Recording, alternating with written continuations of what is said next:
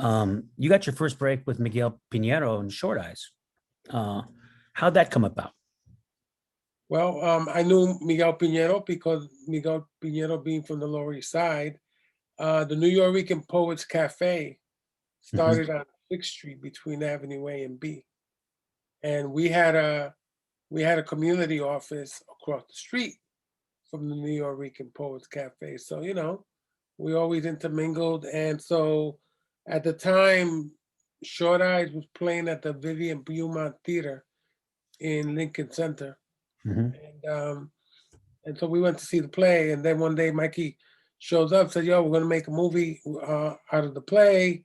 And I was supposed to go in to audition for a speaking role. And my guys never gave me the message. So they gave it to somebody else. But Mikey came around and said, dude, the part was yours, And so I ended up being background for 6 weeks. And it was a real cool experience, man, got to work with people like Bruce Davison was in it, Curtis Mayfield was in it, Freddie Fender was in it, and we were actually shooting on the 9th and 10th floor of the Tombs in downtown Manhattan. And the Tombs is like one of the most famous urban jails that there is, But we filmed in there for 6 weeks, making $65 a day. My father was pissed off at me because I was making more money than he was. 65 a day. And as soon as we finished filming, I just went back to my activism because that was the only thing I knew. It didn't become apparent to me to pursue acting, because I felt that I had a bigger mission and a bigger passion toward helping my community. I even got the opportunity back then as a 17, 18-year-old to sit next to Cesar Chavez. Oh, yeah.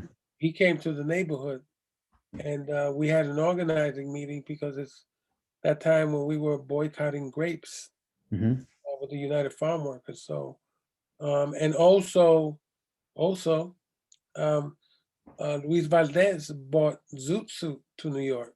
And so, all these things were part of the activism. Yeah.